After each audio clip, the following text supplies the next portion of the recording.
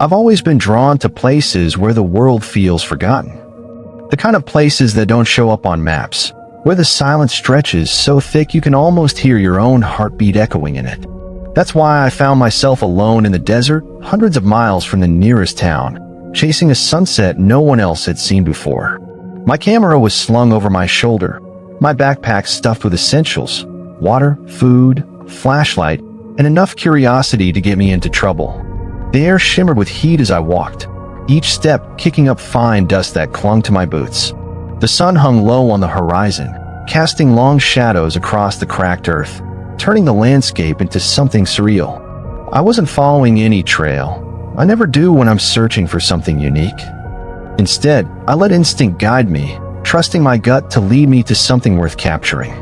The GPS on my phone flickered, struggling to find a signal, but I didn't mind. This was part of the thrill, the isolation, the unknown. As I crested a ridge, I paused, taking in the view. The sky was bleeding into hues of deep orange and violet, the clouds catching fire in the fading light.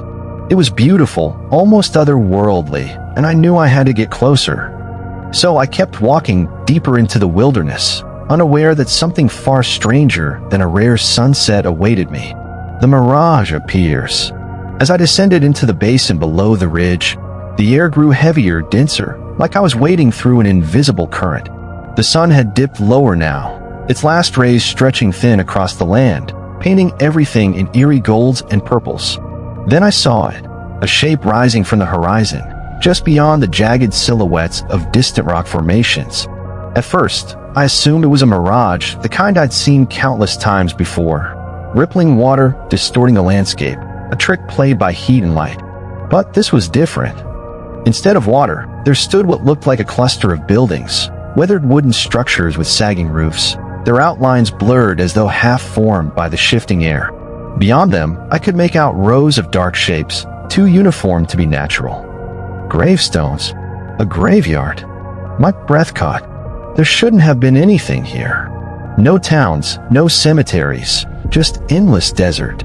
And yet, the vision held steady, refusing to vanish as real mirages often did.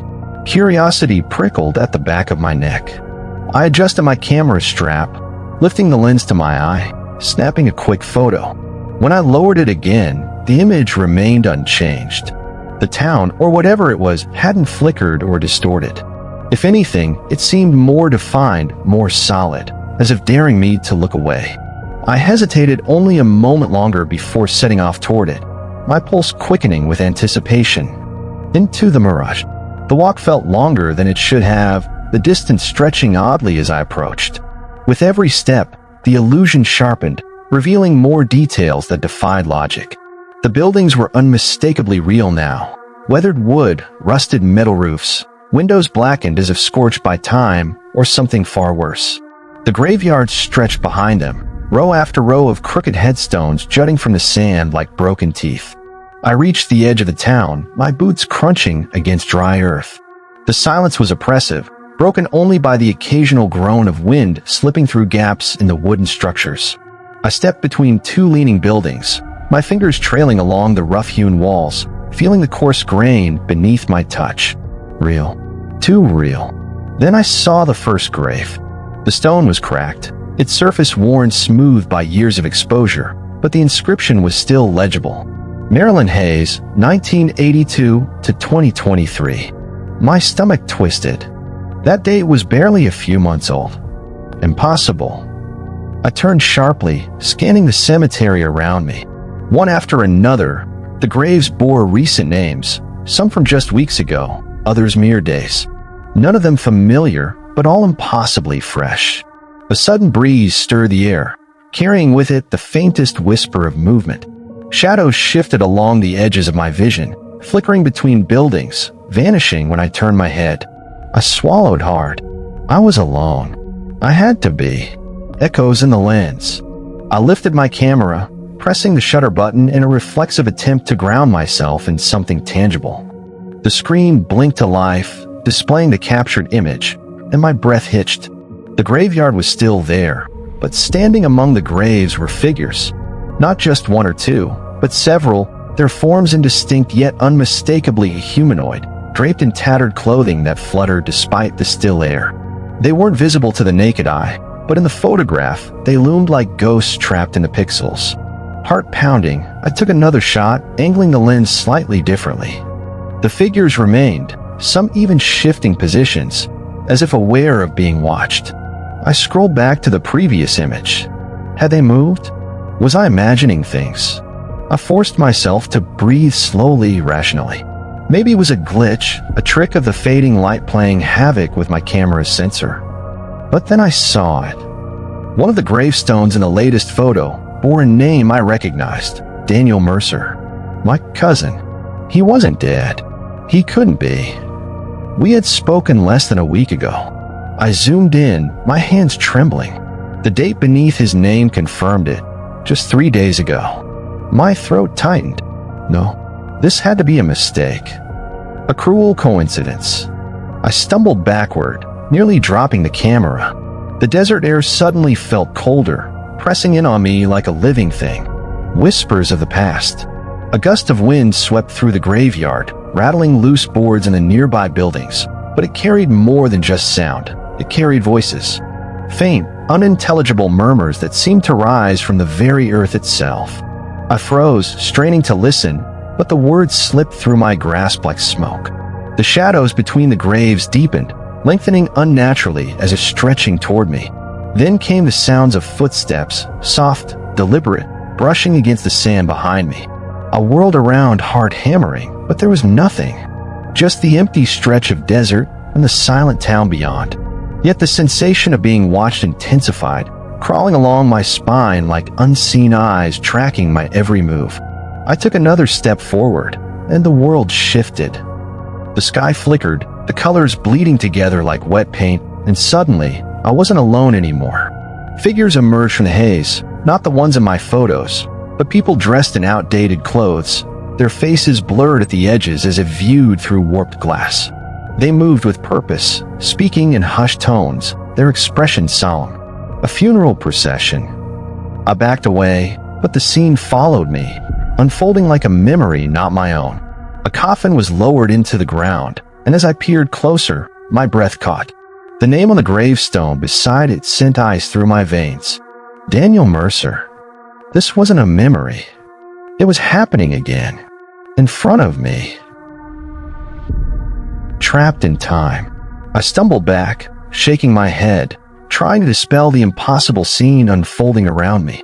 The mourners didn't acknowledge my presence. They moved as though I were nothing more than a ghost drifting through their world. The coffin was lowered further, the dirt falling in slow motion, each grain suspended in heavy, suffocating air. I wanted to scream, to run, but my body refused to obey. Then, without warning, the scene fractured. The mourners blurred, their forms dissolving into streaks of color before reforming elsewhere. The graveyard shifted around me. Headstones rearranged themselves, new ones sprouting from the sand as if growing from the bones beneath. I gasped as I saw another name etched into stone, Elena Reyes, 1995 to 2024. My own birth date. My own future death. Panic clawed at my chest. I spun around, desperate to find something stable, something real, but the town had changed. The buildings were newer now. They were smoother, their paint untouched by decay. A woman stepped onto the porch of one of them, shielding her eyes against the sun. She looked straight at me and smiled. My stomach lurched. It was my mother. No, this wasn't possible. She had died years ago. She raised a hand in greeting, her expression warm, inviting. "You finally made it," she said, her voice soft, familiar. "We've been waiting for you." I staggered backward, my breath coming in short, ragged bursts. The world pulsed again, the past and present colliding in a nauseating swirl. The town was gone. The graveyard was gone. All that remained was darkness. The escape. Darkness. Nothing but darkness. Then, a flicker of light. A sliver of reality breaking through the void like a tear in fabric. I stumbled forward, my legs weak, my breath shallow, and suddenly I was outside, back in the desert, the cold night air biting at my skin. The graveyard was gone. The town was gone. Only the vast emptiness of the dunes remained, stretching endlessly under a starlit sky. I dropped to my knees, my hands sinking into the cool sand as I fought to steady myself. Had it all been a hallucination?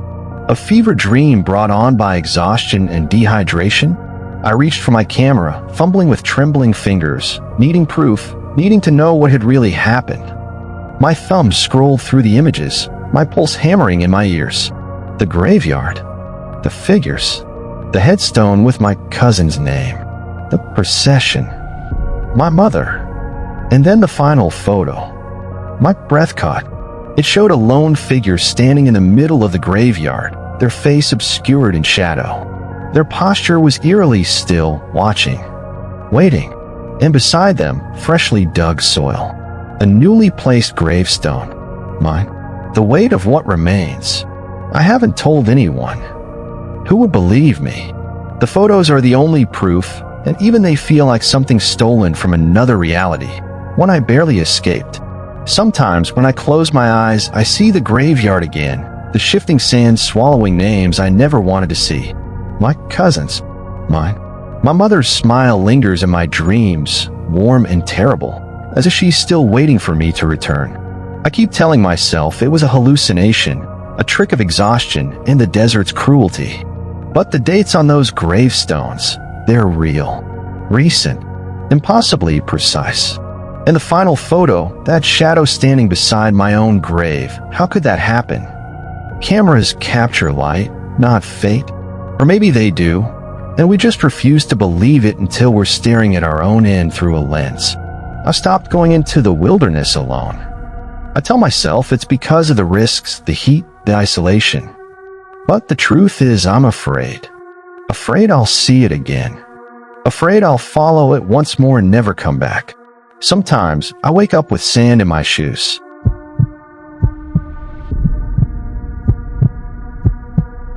They say there are places in the desert that don't want to be found.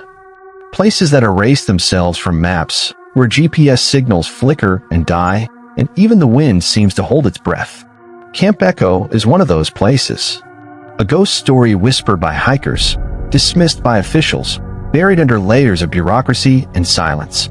Some say it was a military testing site, others, a black site for something far worse. All I knew was that no one who went looking for it ever came back with the same eyes. I wasn't looking for it at first. I was just hiking deeper than most dared, following an old trail that had long since been swallowed by sand and time. My name's Marcus, ex-military, now a conspiracy vlogger chasing stories that mainstream media won't touch. Most people think I'm chasing clicks, but I've seen enough strange things in my life to know that some secrets deserve to be uncovered. And when I stumbled across the rusted sign half buried in the dunes, its letters barely legible beneath decades of corrosion, I felt the first shiver of dread crawl up my spine. Camp Echo. Restricted area. Trespassers will be prosecuted. The warning was old, faded, meaningless now. But as I stepped past it, I couldn't shake the feeling that someone or something was still watching. The ruins breathed. The base sprawled before me like a carcass left to rot under the sun. Crumbling concrete buildings leaned at unnatural angles, their windows shattered, their doors hanging off rusted hinges. The flagpole stood defiantly in the center of what must have once been a parade ground, but the flag was gone. Only a tattered rope remained, swaying gently in the dry breeze. The silence was oppressive, thick with the weight of abandonment, yet every step I took felt like an intrusion. I moved cautiously between the structures, boots crunching over broken glass and debris. A few vehicles sat frozen in time, military jeeps with flat tires and sand-caked interiors, their headlights dulled by years of exposure. One truck bore deep gouges along its side, as if something had clawed at it in desperation. I ran my fingers over the marks, tracing their jagged paths. They weren't from any tool I recognized. Inside were the barracks. Dust coated everything like a second skin. Faded posters of 1980s pinups curled at the edges, peeling away from the walls.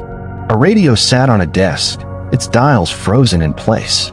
I pressed the power button out of habit, expecting nothing, but then static crackled through the speaker, sharp and sudden. My pulse spiked. I turned the volume down, listening as the static gave way to faint voices, speaking in low, urgent tones. Shouldn't have dug so deep. It's awake. I yanked my hand away as if burned. The transmission cut off, leaving only silence again. But I wasn't alone anymore. Not really. Something else had heard me too. Whispers beneath the surface. The voice lingered in my ears, fading like smoke but leaving behind a cold, gnawing unease. I glanced around the empty room, heart hammering against my ribs.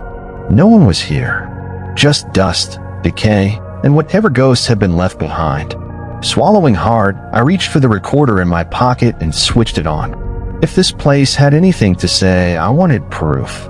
Stepping carefully through the hallway, I passed rows of lockers, their doors yawning open like hollow mouths.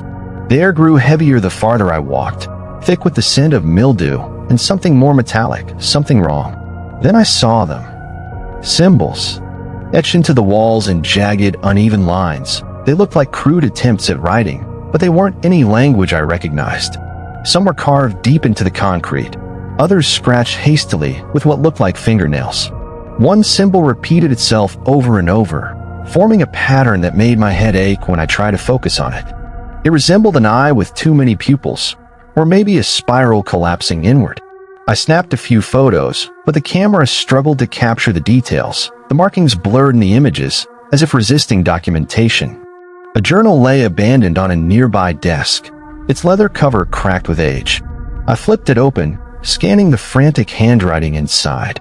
We disturbed something underground. One entry read, "It was never meant to wait." Another page was nearly torn apart, filled with frantic scrawls.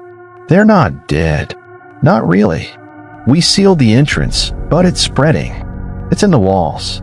In our dreams. My throat tightened. This wasn't just paranoia. Something had happened here. Something bad enough that these men had lost their minds trying to contain it. And it hadn't stayed buried. The signal. The silence snapped like a breaking string. At first, I thought it was just in my head, a high-pitched whine that started low and then climbed, needle-thin and insistent, burrowing into my skull. I clutched my temples, teeth gritted, waiting for it to pass. But it didn't. It grew louder, sharper, until it felt like my brain was vibrating inside my skull. Then the world twisted. The corridor stretched impossibly long, the walls warping as if melting under invisible heat. Shadows slithered across the floor, detaching from objects and moving on their own. I staggered backward, blinking rapidly, trying to force reality to stabilize, but it wouldn't. Shapes flickered at the edges of my vision, humanoid but wrong, their limbs bending at unnatural angles. Pain lanced through my temples. I dropped to my knees, gasping, hands pressing against the cold concrete as if grounding myself could stop the hallucinations.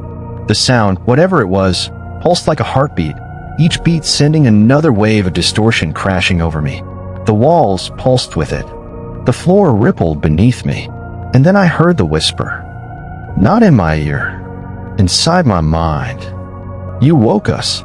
The words slithered through my thoughts, foreign and ancient, wrapped in pain.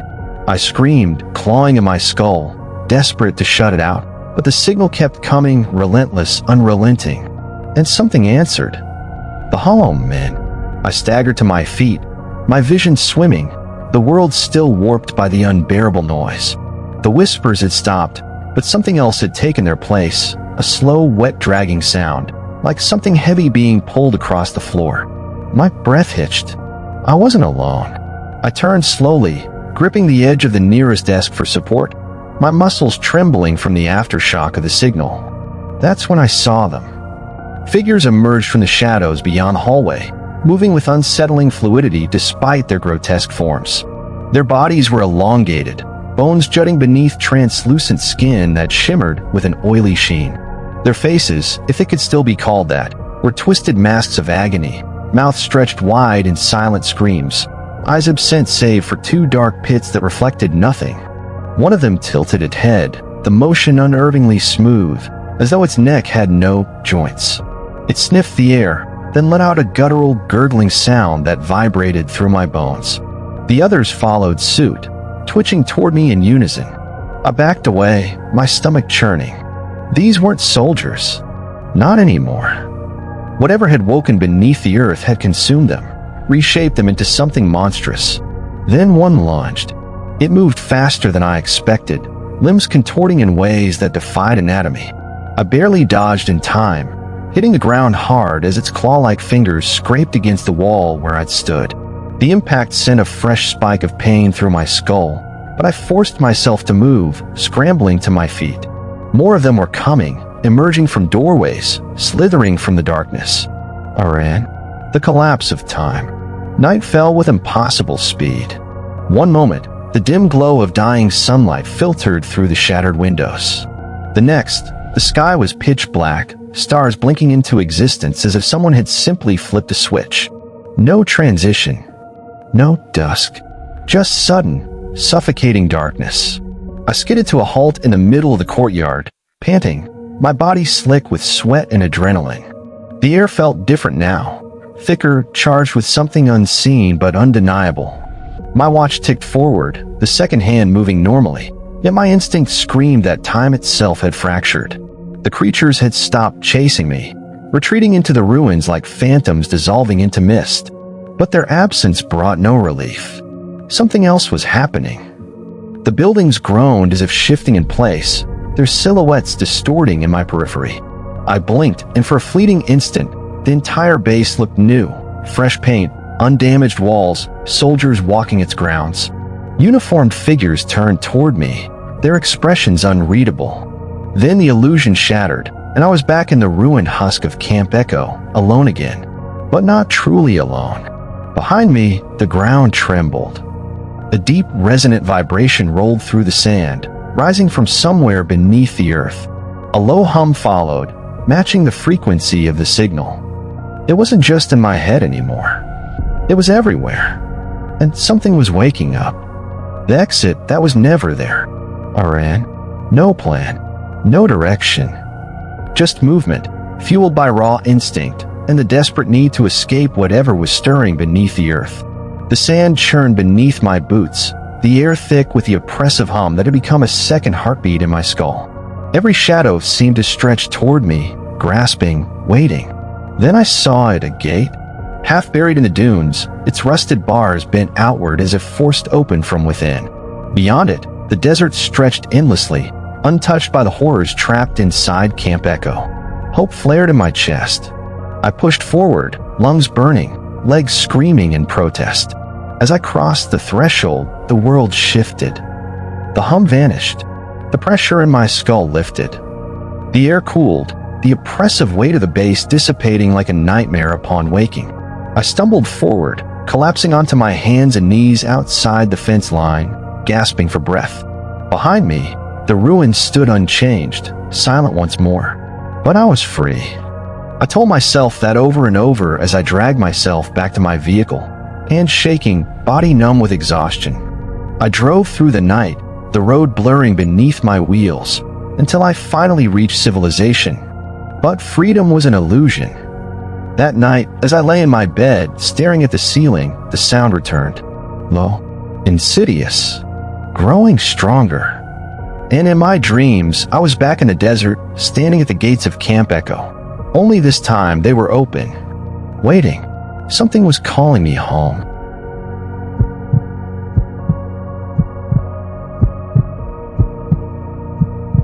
They call it Wadi Al-Kaf, the Whispering Gorge, a place where time forgets to move and the wind carries voices that don't belong to the living. I've heard the stories all my life. My grandfather used to tell them in hushed tones, warning me never to wander there after sunset. He said people who stayed too long started hearing their names on the wind, called by something ancient and hungry. Some claimed they saw shadows moving against the rock walls when no one was there. Others just vanished without a trace, leaving behind nothing but footprints that led into the canyon and never came back out. But we didn't believe him. Or maybe we did, and we just didn't care. We were young, stupid, and desperate for adventure. Me, Jake, Sarah, and Marcus, we'd grown up together, chasing legends and daring each other to do dumb shit. When we heard about the Wadi's cursed reputation, we knew we had to see it for ourselves. It was supposed to be a weekend trip. Hike in, set up camp, take some pictures, and leave before nightfall. No big deal. Just another story to tell later. So we packed our gear, loaded up the Jeep, and drove deep into the desert until the paved roads gave way to sand and stone. By the time we reached the mouth of the wadi, the sun was already starting its descent, casting long shadows across the jagged cliffs. The air felt heavier here, like the silence itself was pressing down on us. But none of us said anything. Not yet. We were still laughing then. Into the wadi. The entrance to the wadi was narrow, flanked by towering cliffs that loomed over us like silent sentinels. As we stepped inside, the heat of the day began to fade, replaced by a creeping coolness that settled into our bones. The walls curved inward, forcing us to walk single file as the path twisted deeper into the earth. Sunlight filtered through in fractured beams, illuminating dust motes that hung suspended in the still air. Every sound seemed magnified, the crunch of gravel beneath our boots, the soft rustle of fabric as we moved, even our own breathing. Jake broke the silence first. "This place is seriously messed up," he muttered, running a hand along the rock wall beside him. His voice echoed strangely, distorted as if the canyon itself was swallowing his words. Sarah laughed, though it sounded forced. "It's just a gorge, Jake. Rocks and sand. Nothing to be scared of." Marcus, ever the skeptic, smirked. "Yeah, unless you believe in ghosts." I didn't say anything. There was something about this place, an unease that coiled in my gut, tightening with every step forward. Maybe it was the way the walls seemed to close in around us, or how the air carried a faint metallic tang, like old blood. Whatever it was, it made my skin prickle. Then I heard it. A whisper. Soft, unintelligible, curling through the air like smoke. I stopped, turning sharply toward the cliff face. Nothing. Just rough stone and shadow. "You hear that?" I asked. The others froze. "No," Sarah said slowly. "What was it?" I shook my head. "Nothing. Probably just the wind." But even as I said it, I wasn't sure I believed myself. The vanishing. That night, we set up camp near the base of a wide rock formation, where the wadi opened slightly, allowing a clearer view of the sky. The stars burned bright above us, untouched by city lights, but the beauty of the moment was overshadowed by an unshakable sense of wrongness. The whispering had returned. Faint at first, barely more than a breath against the edges of my hearing, but growing stronger as the hours passed. At first, we dismissed it as the wind again. But then the wind died, and the whispers remained. "They're saying our names," Sarah whispered, her eyes darting toward the cliffs. She clutched her arms tightly, shivering despite the warmth of the fire. Jake scoffed, though his usual bravado was strained. "You're imagining things." I wasn't so sure. I had heard my name twice now, softly spoken, almost lovingly, as if someone just beyond the firelight was calling me home. And then Marcus was gone. One moment he was sitting beside the fire, staring into the flames, and the next, he simply wasn't. His sleeping bag was undisturbed, his boots still beside him. The fire crackled normally, as if nothing had changed. But when we shouted his name, there was no answer. We searched the area frantically, flashlights sweeping across the sand, but there was no sign of him, no footprints leading away, no struggle, nothing. Until Sarah pointed toward the rock wall. There, scorched into the stone like a ghostly imprint, was Marcus's silhouette. His shadow, burned into the rock. The truth beneath the stone. We didn't sleep that night. We couldn't. The fire flickered low, casting restless shadows that danced along the canyon walls, and every sound made us flinch. We stayed close together, whispering in hushed voices, trying to make sense of what had happened. But there was no logic to it. No explanation. Marcus was gone, and whatever had taken him had left behind only that blackened silhouette, like a cruel joke carved into the rock. By morning, we were desperate to leave. We packed quickly, hands shaking, eyes constantly darting toward the cliffs. But as we turned to go, Sarah stopped dead in her tracks. "There," she whispered, pointing toward a narrow crevice in the rock face. A gust of wind howled through the opening, carrying with it a dry, rattling sound, like bones shifting in the dark. Against better judgment, we followed the passage. The tunnel sloped downward, the air thickening with age and something else, something wrong. The walls were lined with carvings, etched deeply into the stone. They depicted figures standing in circles, their arms raised toward the sky. But the longer I stared, the more I realized they weren't human. Their limbs were too long, their faces stretched into unnatural expressions of ecstasy or terror. Some of the figures were surrounded by swirling patterns, symbols that pulsed to my vision like they were alive. And then we saw the bones. Scattered across the cavern floor, half buried in sand, lay the remains of countless bodies. Some were ancient, brittle with time. Others looked disturbingly fresh. Jake let out a strangled noise. "This isn't a legend," he said, voice hollow. "This is real." Something shifted in the darkness beyond the bones.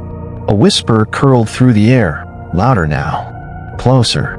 And then the chase began. The hunt begins. The whispering surged, rising from a murmur to a chorus of overlapping voices, speaking in a language I didn't understand but somehow felt in my bones. The air grew heavy, pressing against my chest like unseen hands. Then, from the darkness beyond the bones, movement. Shadows slithered between the skeletal remains, shifting unnaturally, elongating and twisting as if stretching toward us. "Run!" Sarah screamed. We bolted. The tunnel spat us back into the open canyon, the cold night air striking like a slap. Behind us, something followed, a sound like wet cloth dragging against stone, punctuated by the occasional scrape of claws. I dared a glance over my shoulder and saw them. Figures. Tall, impossibly thin, their limbs bent at unnatural angles. Their faces, if they could be called that, were smooth and featureless save for gaping mouths that stretched wider than any human jaw should allow. They moved in eerie synchrony, gliding rather than walking, closing the distance with terrifying speed. We ran blindly, feet pounding against the sand, lungs burning. The canyon walls loomed on either side, narrowing ahead into a choke point. If we got trapped in there, we were done. Jake veered off suddenly, heading toward a cluster of boulders, but one of the creatures lunged. Its arm elongated grotesquely, fingers ending in hooked talons. It grabbed his shoulder and yanked him backward with impossible strength. His scream cut off instantly. I didn't stop. None of us did. Sarah and I sprinted past the narrowing pass, the rocks blurring on either side. Something slammed into my back, knocking me off balance, but I rolled, scrambling to my feet. A figure loomed over me, its mouth stretching impossibly wide, revealing rows of needle-like teeth. Then Sarah fired. The gunshot cracked through the canyon like thunder. The creature recoiled, shrieking, its body convulsing violently before collapsing into the sand. She grabbed my arm, pulling me forward. "Keep moving." We ran until the canyon opened into the desert, until the cliffs fell behind us, and the stars above felt less suffocating. Only when we were miles away, gasping for breath, did we finally stop. We were alone. We were free. But something had followed us. Echoes in the dark. I haven't told anyone. Not the police, not the families, not even the rangers who asked if we saw anything strange in the wadi. How could I?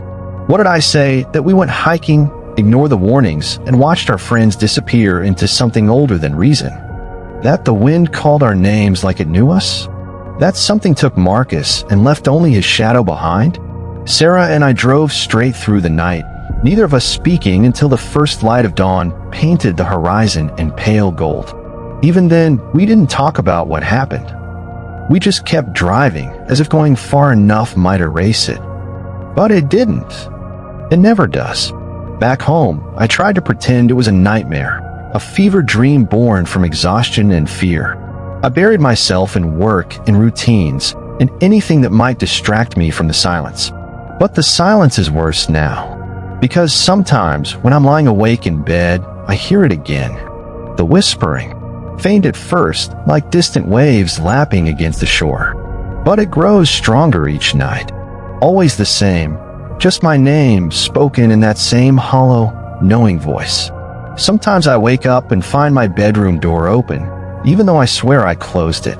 Other times, I see shadows moving just outside my periphery, vanishing the moment I turn to look. Last week, I found a patch of scorched ground in my backyard, in the shape of a footprint. I know what it means. I know what's coming. And I know I can't run forever.